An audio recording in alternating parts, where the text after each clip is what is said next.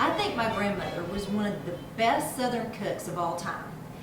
My dad is one of the best gardeners I've ever known, and the two of them together, they could make up a mean garden vegetable soup. He would bring my grandmother vegetables, and she would shuck corn and she would shell peas all day long, and she would put them up for the winter so that she could make this soup in the winter.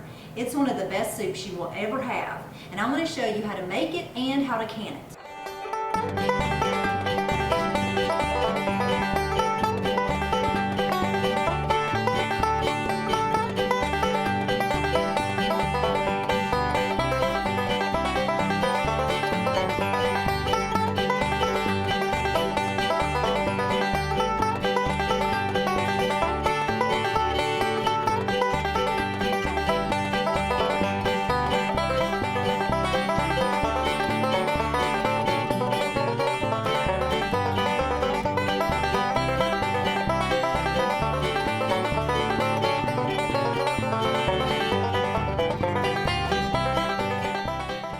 Cooking and gardening are the universal language.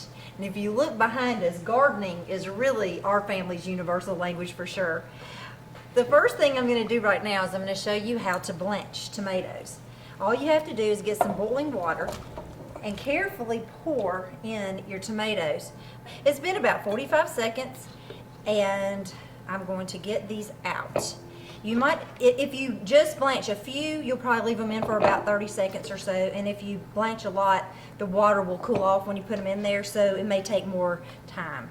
I'm going to let them cool so that I can handle them, and in the meantime, I'm going to heat a little bit of olive oil in a Dutch oven.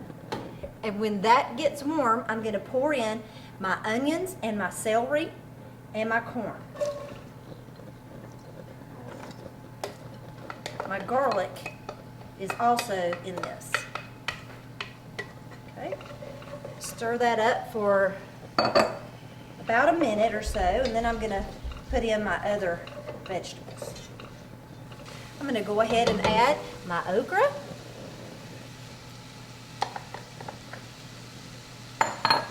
some fresh basil, it's about a tablespoon of thyme,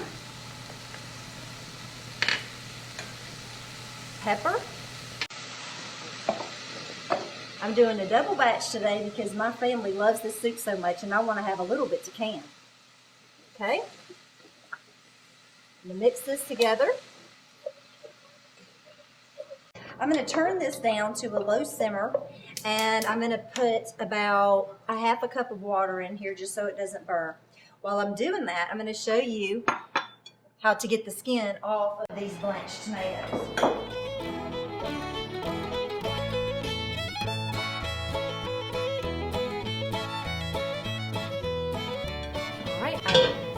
Got all of the skins off of my tomatoes, and now I am just going to squeeze the tomatoes right into this mixture. Fresh crushed tomatoes. Did anybody ask for anything more? The South grows the best tomatoes, I think, of anybody. Tomatoes are in, and since we're canning, but also for flavor, I want to add in 2 lemons. But of course I'm making a double batch, so it doesn't really require but 1.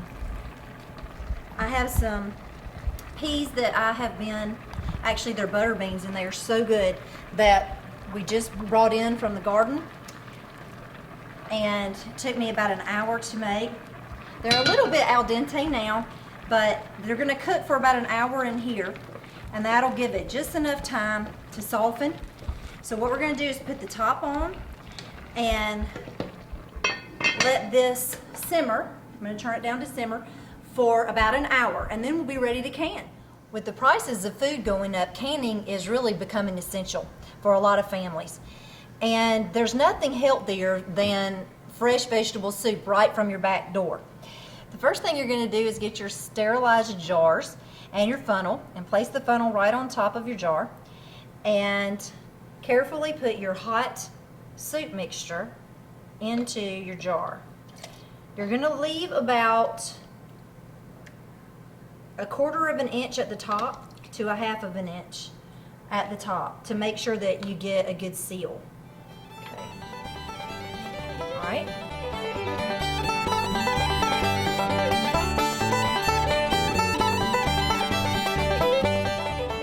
All right, the next thing you're going to do is you're going to sterilize. You're going to bring water to a boil in a little saucepan, and you're going to sterilize your tops for about 15 seconds.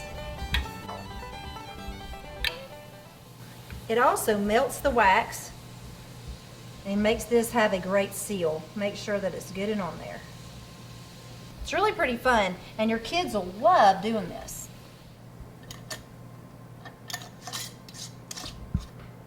I have heated my water, and I'm just going to lower my jars down into the water.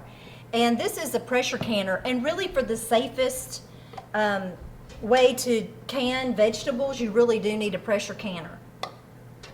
This is the sound and the rocking motion that you'll be looking for when you start timing your canning process. I use a 15-pound pressure and go for about 20 minutes. Now I'm going to get these wonderful soups right out.